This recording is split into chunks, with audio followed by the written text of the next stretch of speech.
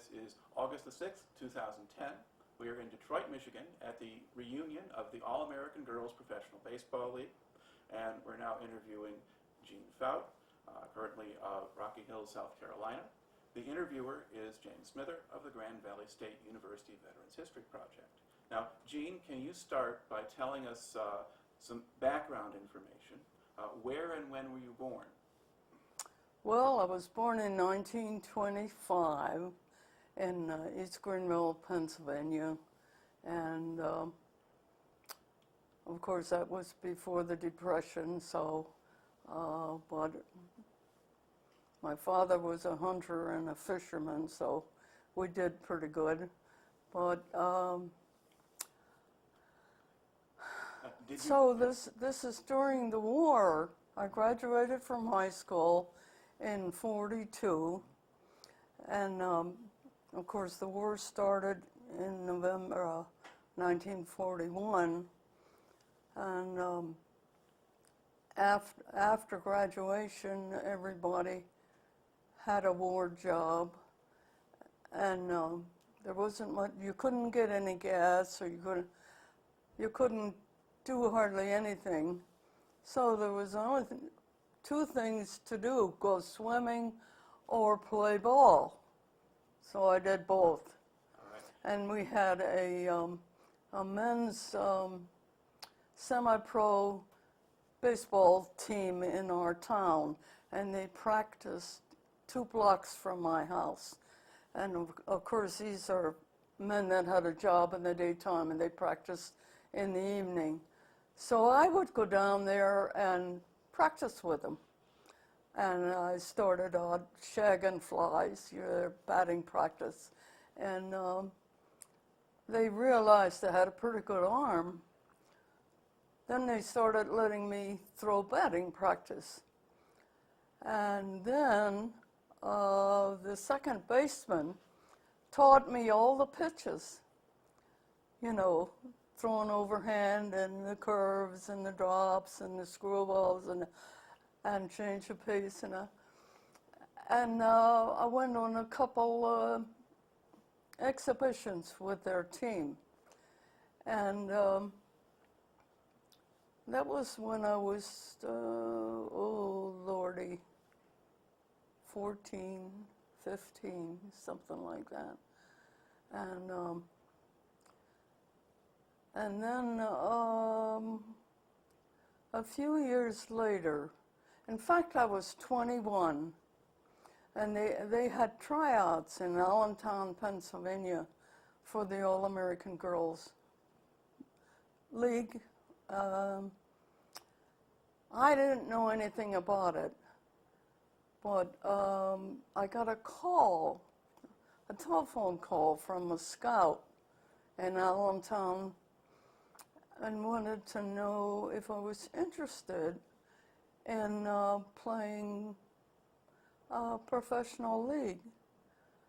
I didn't know what he was talking about. I had never heard of the league, and it took me about 10 seconds to say, yes, I'm interested. And so we arranged right on the spot. He sent me a train ticket, and this was in 1946. The league had started in '43, but I had heard nothing about it. So I took this train ride. I was going to Pascagoula, Mississippi. They were going to expand the league, 2 teams, I think. And they had 500 rookies come down there to try out for the league.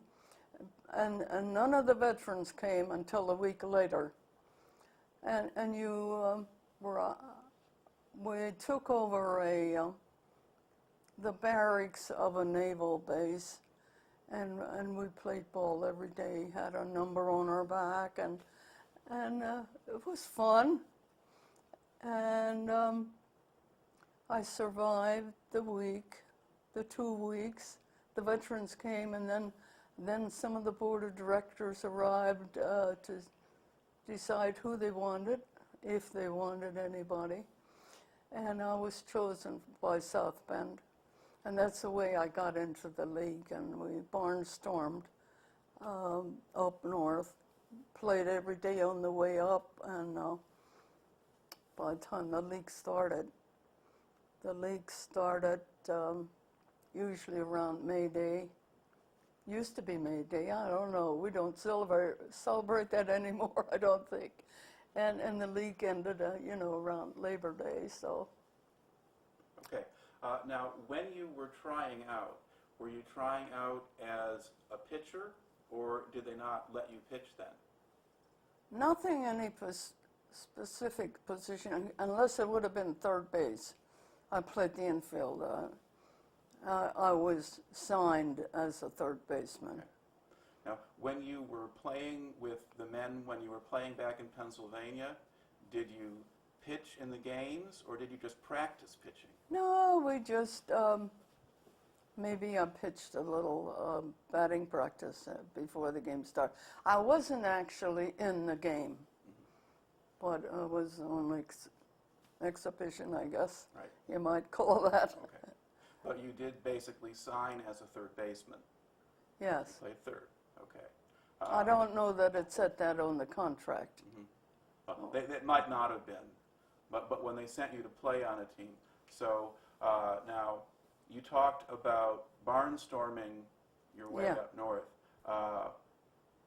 What kind of reception did you get? When you went to a town, what happened?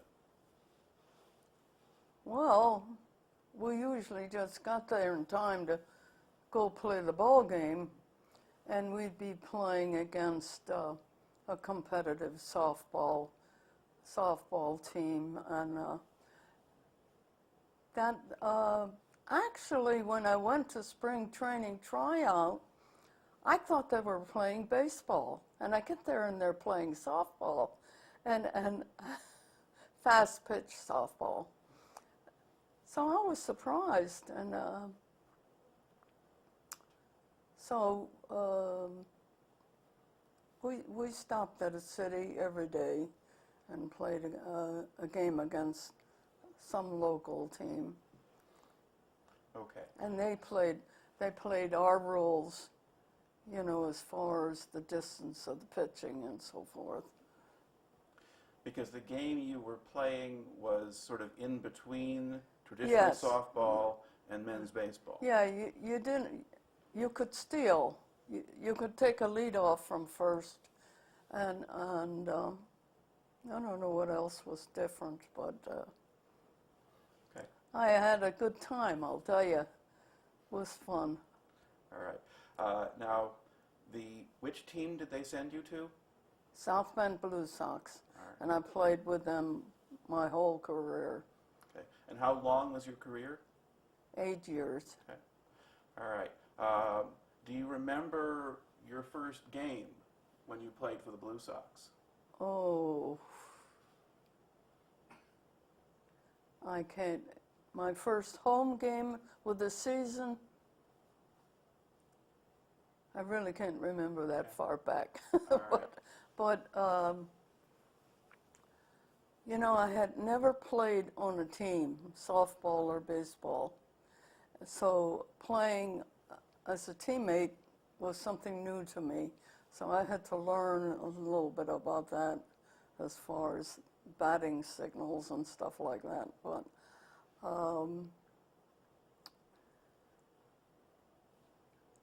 Now, how well did you do that first year? Did you play well? yeah, I think I did.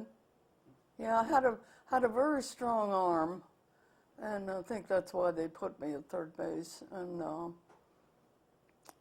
I was very competitive all my life. I played all sports in high school, and also the All-American games that were scheduled for in South America at Rio de Janeiro. I think we were going to. Then the war broke out. I was scheduled to go with that team as a high jumper, and Of course, that was canceled because of the war. Okay. So- Probably the Pan American Games, do you think?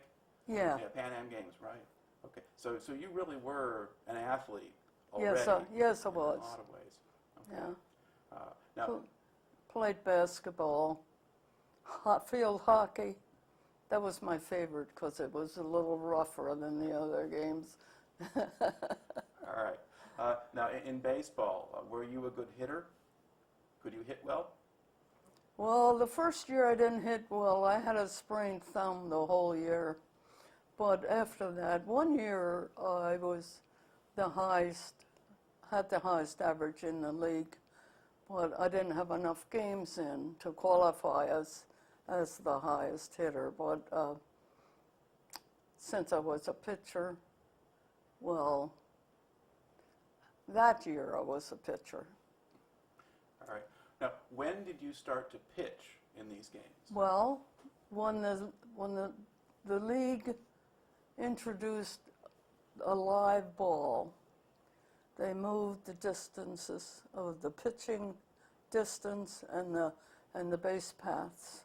So everything got moved back, and that's when they went from underhand pitching to sidearm, they used to call it. Then I started pitching. But when they really went to complete overhand pitching, I was home free because I knew all the pitches, and they had a lot of trouble hitting me. And I used to,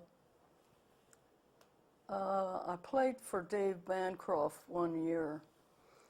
He managed our team a couple of years, and he would have a team meeting before every game, and we would discuss the good hitters and their weaknesses and stuff like that.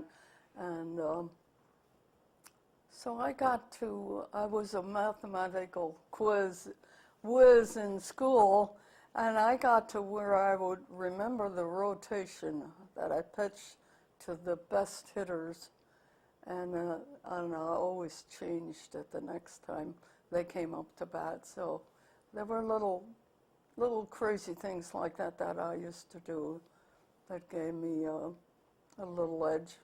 Okay. Now, did you call your own pitches, or did your catcher call the pitches? Well, the catcher called the pitches, but if I didn't think it was right, I shook it off, and we did something else. Okay. Now, did you have a particular player who was your catcher most of the time, or Yeah. did they change every year? No, I also played for, I think it was Dave Bancroft. But one of the managers asked me who I wanted catching for me, and I chose Shirley Stavrov because she had a very good arm and could throw to second, possibly get the runner from trying to steal.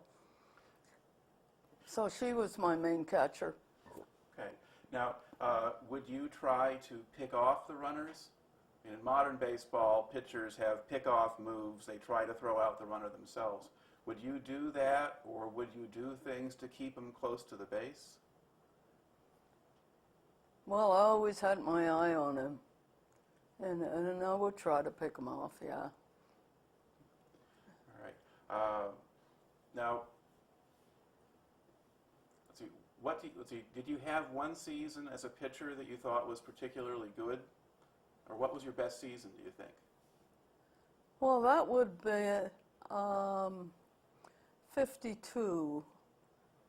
I had 22 wins and 2 losses.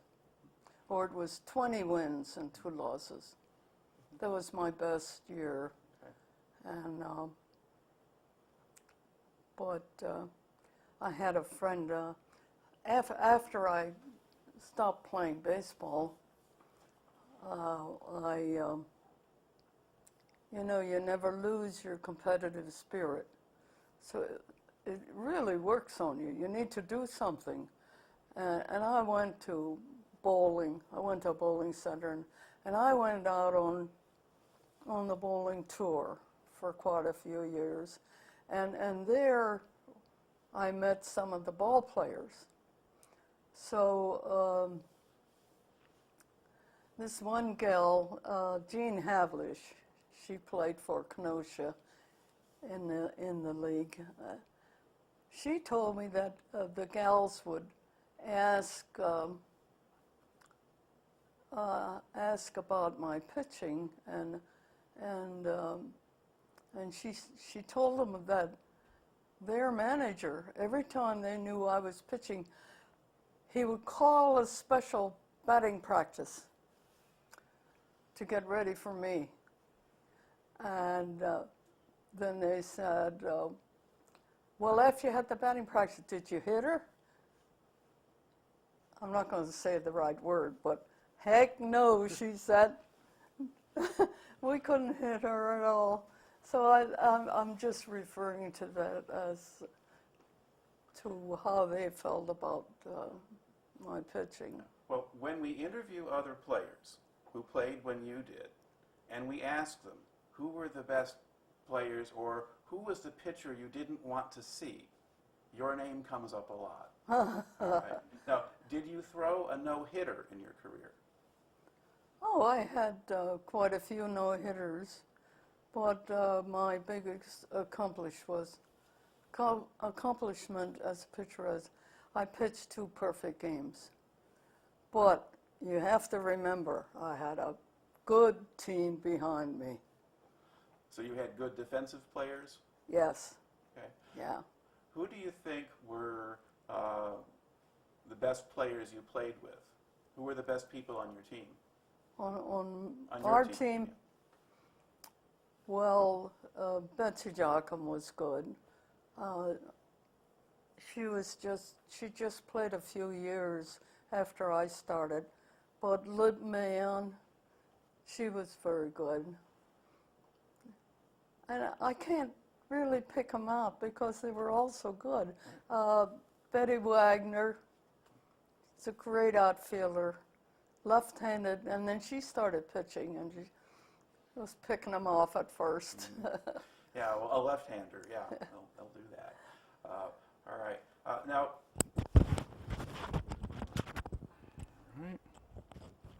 let's see. Tell me a little bit about some of the spring training. You mentioned going down to Pascagoula one year. Did you make the trip to Cuba? Yes, I did. Okay. Tell me about that year. Well, of course, you know, the Brooklyn Dodgers were there because of Jackie Robinson. And they left the day before we flew in. When we had spring training, the whole league would train together. It was not an individual team. And according to the reports, they were waiting for the girls, and we packed the stands every night. And they loved to watch us play, practice, and in the games, they'd be walking around in the stands with the roll of money making bets. You know, Cuba was either you were very rich or you were poor, and we stayed in a hotel that was right at the harbor, and Morro Castle was right across the water, and we'd have breakfast down on the first floor, right inside windows that were wide open, and these women used to come with their carrying a little child, kind of looking for a handout, and we'd hand them some milk or something, and they'd drink it and not give it to the child. Well, those are some of the things I remember, but the one thing I do remember, I was on the 6th floor. It was the Stratus, I can't think of the name right now. My room was on the 6th floor, and we were not allowed to take the elevators. So I'm crawling up the steps, 6 flights, because in spring training, the back of your legs get so sore, and I had no trouble losing 20 pounds in 2 weeks in spring training. Was just automatic, because that's all you did, is play ball, lots of exercise. Yeah. And the people were very, very interested in the girls. And the league picked up 9 Cuban girls to play in our league. All right. Now, why wouldn't they let you use the elevator? Because you're in spring training, you're supposed to walk. You know, anything, they always wanted us to do it the hard way. Now, when you were in Cuba, did they have any special events for you? Did you do anything other than just play ball?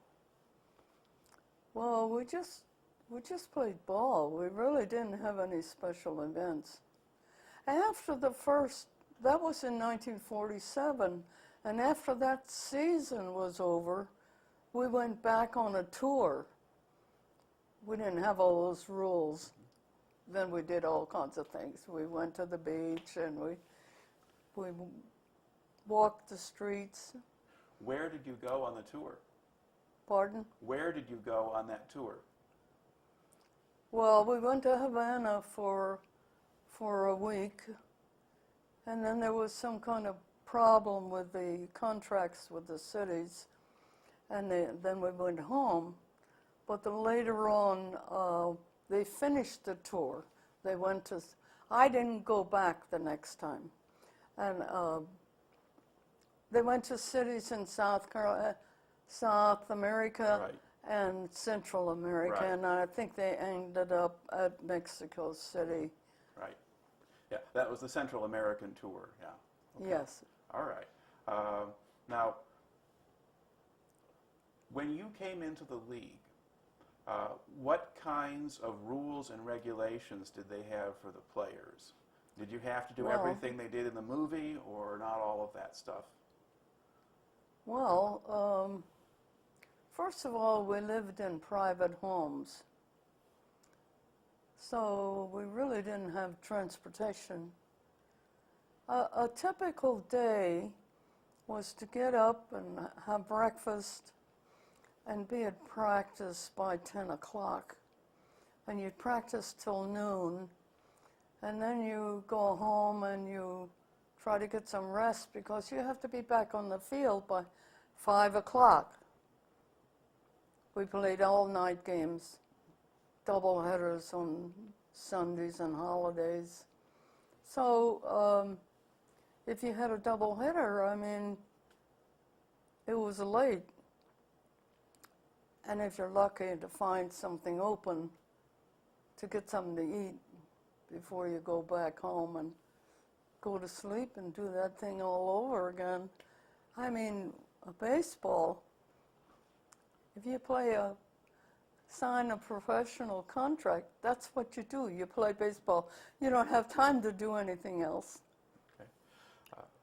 Let's see. Now, what about when you were on the road? How did that work? Well, we stayed in hotels then and traveled by bus, sometimes long bus trips. I know, I played for South Bend, and there were teams in Wisconsin. It would probably take us 6 hours to get there. And but once you're there, you're on the road for 2 weeks when you go on the road. And then you're home for 2 weeks, and then you're back on the road for 2 weeks. But it's the same. You didn't have that practice session in there when we were on. I don't remember practicing in the daytime when we were on the road because we'd had a long bus ride or something, and but we had rules. You had to be in your room by a certain time. Whether anybody broke those rules, I don't know. I was a baseball person. I wasn't interested in going someplace and have a couple beers or something like that. But I know some of them did. That's what the chaperone was for. We had chaperones that kept record of who was in what room, and we'd have bet check. Make sure you're in there when you should be. Now, did you like the chaperones? Did the chaperones do a good job? Oh, they carried the first aid kit around, and and they did make arrangements for people if they had a problem. You know, some of the girls came in very young, and she sort of had somebody keep an eye on her and help them along. And if somebody got hurt, of course, she helped with the problem. But you were a little bit older. Pardon? You were a little bit older than some of them. Yeah, I was 21 when I started. Okay. Now, you were talking about playing every day and playing double headers. When you had a double header, would you play both games? When I played third base, I played both games. But as a pitcher, I never played two games. I guess some pitchers did, but I didn't. Okay. Now, did the Blue Sox ever win a championship while you were playing with them? Pardon? Did your team ever win the championship? Yeah, we won the championship 2 years. I believe it was 51 and 53. 53 Grand Rapids won. But okay. Well, must have been 52 then. Mm-hmm. All right. I don't remember, but we won it twice. Mm-hmm. All right. Now, do you remember anything about pitching in those championship series? Does that stand out in your mind at all, or were those just other games? Well, the one that really stands out is one year we had some players quit like a week before the playoffs. So here we are now with 12 players, and everybody gave us up. But somehow your competitive spirit makes you fight a little harder and get more determined.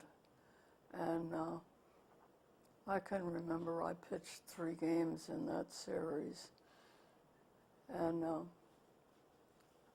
the final game was up at a strange field because it had run late, and it was supposed to be in Rockford, Illinois, but there was something scheduled, so we had to go to a strange field, and it had no fence. So we hit very well. And Yeah. We need to pause here. I want to continue where we stopped. Yeah, pretty much. All right, go ahead, Jim. Okay. We were talking about one of your championship seasons when your team was shorthanded. You pitched 3 games. Was that a 7-game series? Or did it go 7 games, or maybe 5 or 6? I think so. Yeah, okay. And were the games every day? Oh yeah. Okay. Yeah. So you're... But getting back to the third game I pitched, we went to the strange field, and they didn't have. We had rules on how far the fences could be, or they had to be so far, and so that was out of the picture because there were no fences, and so we hit quite a few triples. And the last one, the last time I was at bat, I could have made a home run. I stopped between third and home. I was so tired. I went back and sat on third base. That's how tired I was. I mean, it was playing every day and that long in the season. By the time the season ends, you know you've had a strenuous summer. All right. But we loved it anyway. Okay. Now, what would you do in the off season? You play the game, and do you go work somewhere, or? Well, I always had a job. I was working for U.S. Rubber Company in Mishawaka, Indiana, and I had several jobs, off season. But around South Bend. You didn't go back to Pennsylvania or anything like that? No, I didn't. Okay. By that time, I had married and had a son. Okay. Now, that was a little bit unusual for the players. Yeah. You don't have to talk about your personal life more than you feel like it, but you were married to someone who was your manager at some point, right? Well, he became manager. I wasn't very happy about that because it did cause problems. But it didn't change my life any. Okay. I mean, as far as I still played ball, but I had a lot of responsibility other than playing ball. Right. Now, you had a child in the middle of your baseball career. Yeah. So were you playing while you were pregnant, or did you stop, or what did you do? Well, I didn't play until I missed part of a season after I had my Larry.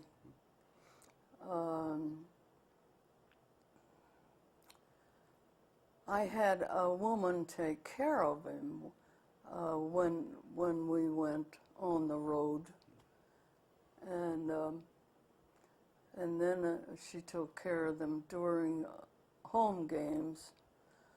So it probably wasn't fair to my son, but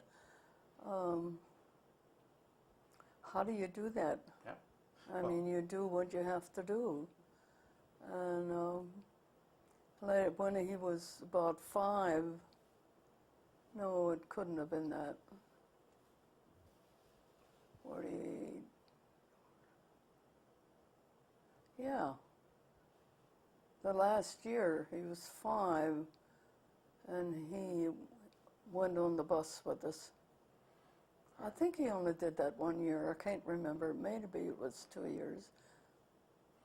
Okay. But that was kind of a convenient thing. Mm-hmm. I mean, it was nice to have him with me. But because when people watch the movie A League of Their Own, one of the things they notice is there's a player who has her son with her and that kind of thing, and people that think, was not my son. No, it was not. That was the son of the center fielder for Grand Rapids. Ah. People ask me if my son was the brat in the movie, and I always tell them, no way. Right. But such things did occasionally happen, and some of the other things in the movie didn't ever happen, but this one sometimes did. Okay. Now, over the course of the time that you were in the league, you've talked a little bit about some changes that took place. They changed the distances in the base paths. They got closer and closer to the men's game. Yes. Now, the other thing that happened was the league began to lose some of its popularity.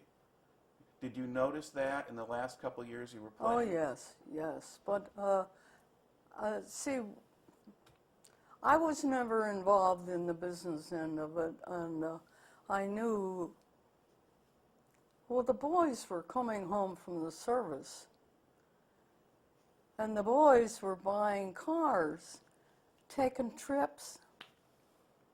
And so the attendance went down, and at the same time, television came along. And actually, I always felt like they should have promoted that end of it. It might have survived the game, the problem, but and the reason a lot, when the servicemen came home and bought the cars, that's when they started building motels. People started traveling, so the attendance was affected.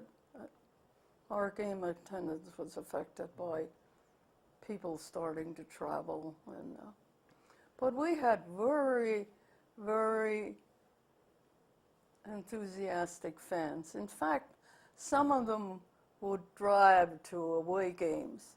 I don't know where they got the gas, but they got it. Well, after the end of World War II, things eventually loosened up. So it was a little easier to get gas maybe in 1949 than in 1946 or something. But now, what kind of relationship did the team have with the town of South Bend? Did a lot of people in South Bend support the team or promote it? Yes, yes. The first manager I had was Chet Grant, and he was not a baseball man. He was a football player from Notre Dame, and in fact he was quarterback of Notre Dame when they introduced the pass. So that's going way back, and he graduated from Notre Dame, and he was a journalist. And he always said, when he's talking about the league, you had to see it to believe it, and then you still didn't believe it.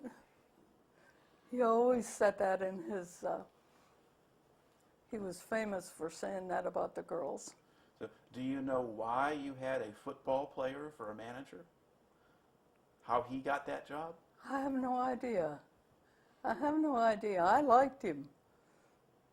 Now, was he good at coaching? Would he help teach the players how to play, or did he not do that? I don't think he did too much teaching, but as far as teamwork and so forth, I thought it was good. Mm-hmm. Of course, he's my first manager, and anything was great in those days. All right. Now, when they signed you, how much did they pay you? What was your salary? I started at $55 a week. And what did you get up to? $125 a week. And and besides that, when I started playing, they were paying meal money on the road. We got $6 a day for food. In those days, you could eat for $6 a day. And you don't have time to go shopping. I sent my mother $50 a week home, start a bank account, and that was a lot of money in those days. Yes, it was. So financially, it was great, and it was wonderful for the girls to go to college. The timing was right, and a lot of them did go to college and get professional jobs after they graduated from college. Now, if you hadn't gone to play baseball, what do you think you would have done? If I hadn't gone to play baseball, I would have ended up in college. Somehow or other, I would have gone. I was an honors student, and but we had no money. So the baseball career was great for myself and my family. All right. Now, you quit the league before it ended. You went through 1953 and then you stopped? Well, if you recall, I married the manager. And it caused problems. And eventually, it just didn't get to be fun with me anymore. So I thought, I've always felt when it's not fun anymore, I'm going to stop. And that's what I did. Okay. And then did you go to college after that, or what did you do after you left the team? I had some pretty good jobs. The one I liked the best, I was hired by, I was hired as administrative secretary of a, excuse me, of a mosquito biology training program at the University of Notre Dame, financed by the National Institutes of Health. And it was a 5-year program, and I ran it. I worked for 5 professors, and it was extremely interesting. And Notre Dame is the mosquito center of the world. They maintain all species from all over the world. So most of the students that entered the program were graduates from foreign countries. 80% of them were foreign, and it was my main job was to computerize all the research that had been done on mosquitoes up to date. And if, say, somebody wanted to study a certain species that carried a certain disease, they would write to me, and I would print out everything that had ever been done on that disease or that mosquito species. I would get that printed out and send them. We maintained the eggs in the laboratories, in the freezer. You put the eggs on paper toweling and put it in the freezer, and you can keep them forever. And then all you have to do, if you're going to hatch them, put it in water, and they'll hatch. Right. And they'd write back, and I'd send them these eggs and a printout, and they write back and thank me for doing 6 months of their research for him. All right. I loved that program. It was a 5-year program, and when Richard Nixon became president, he canceled all training programs throughout the country. So there went my job. From there, I went to Miles Laboratories and worked in research there. Okay. When you look back over your baseball career, how do you think that affected you? You've said a little bit about that, but do you think it changed you, or you gained something from it? Oh, yes. Yeah.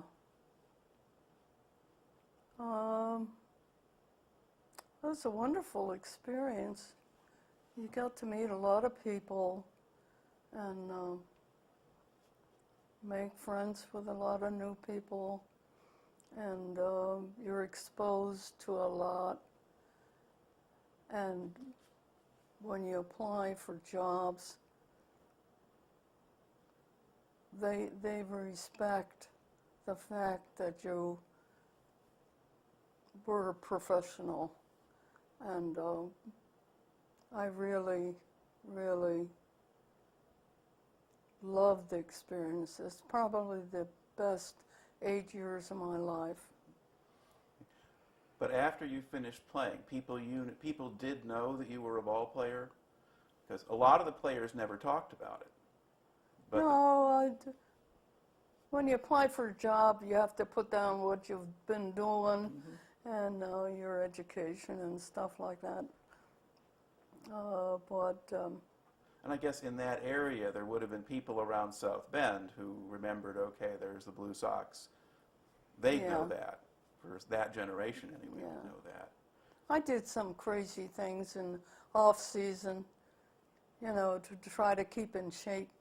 I remember shoveling snow for this one store so people could park and stuff. And they always asked the owner, why do you have that girl out there shoveling snow? And you have to tell them that she wanted the exercise. Well, little crazy things like that, but Okay. Now, at the time you were playing, did you see yourself as being any kind of pioneer or this league as starting anything important, or were you just playing ball?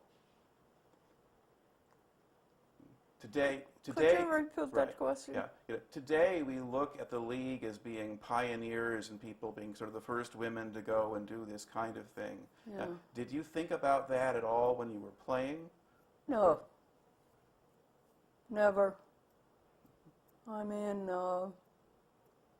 we were having a good time.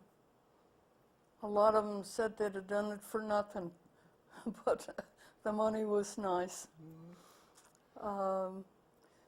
People that have jobs and they don't like their job, I mean, I feel sorry for them because it's your life. And if you don't like your job, you're depressed, you know. So to have do something that you really love to do is a great way to live. Mm-hmm. And it certainly makes for a good story. Yes. So I'd just like to thank you for coming and telling it to me today. And that's a wrap. All right. Thank you for having me.